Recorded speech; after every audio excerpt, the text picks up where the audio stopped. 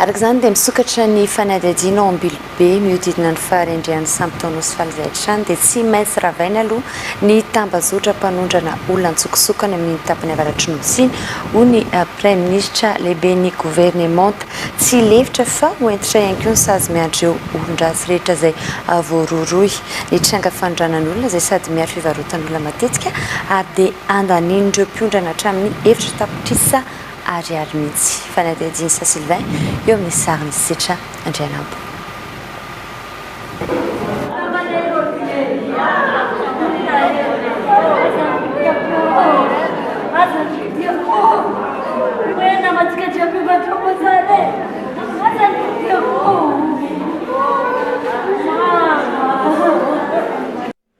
Telo andro aty aoriany ny trangany lozan-dranomasina atao nosy valy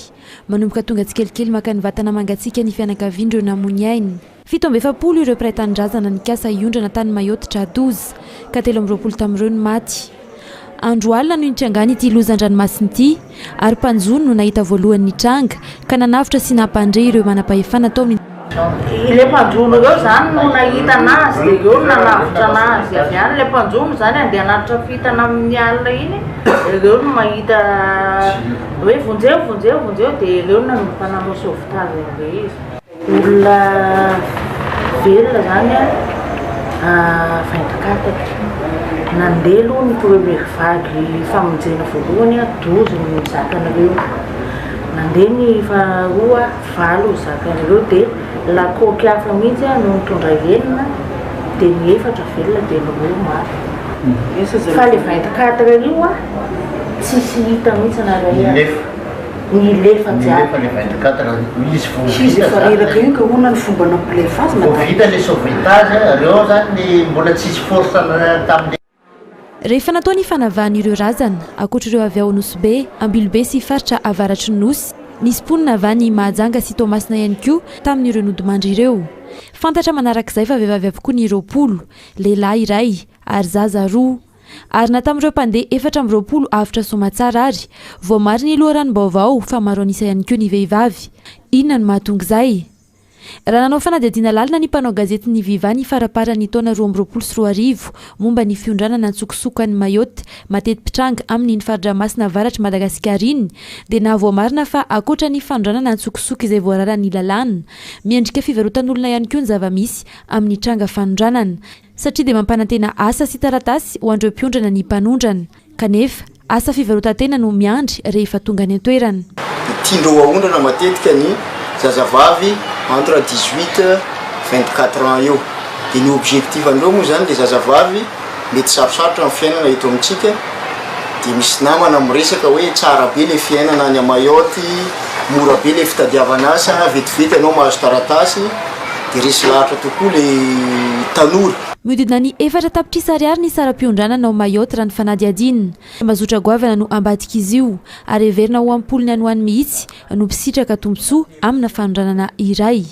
Ao Ambilobe, Voemara ary Nosy be na anatin'ireo nosy malagasy amin'ny faridramasina no fianganana. Raha jerentsika amin'ny fomba hafa karazana trafika d'être humain ihany izy io na fanondranana olona. Zany hoe ny mahatonga azy io ho an'le olona manondrana zany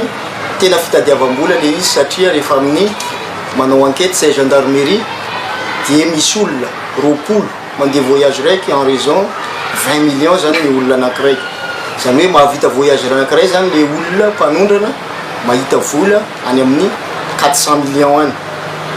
Lara-pameana ny fandravana io tambazotra mpanondran'olona antsokosoko io hoy ny premier ministre lehibe ny gouvernemanta izay tonga tao Ambilobe niaraka tamina mpikambana vitsivitsy eo anivon'ny gouvernemanta nanomboka omaly toizina ny ezaka amin'ny fiambenana sy fanaraha-maso ny sisy tany malagasy atsarana ny fanentanana eny fotony isorohana ny fiondranana. Amafisitsika ny enquête efa misokotra amin'ny fondation mba fantarina hoe izy ny tambazotra misy mandefa tsokosoko ireo olona reo ary tsy ny eto Ambilobe ihany fa ny Anambanja, ny any Voemara, ny any Diego 2, ny any Nosy be dia homafisitsika mba hialantsika amin'ny tranga mampalahelo ohatran'izao. Ny faharoa anatin'izany koa mila apetraka ny rafitra rehetrarehetra mba ahafahana mahazo ny renseignement tena azo lazaina hoe fa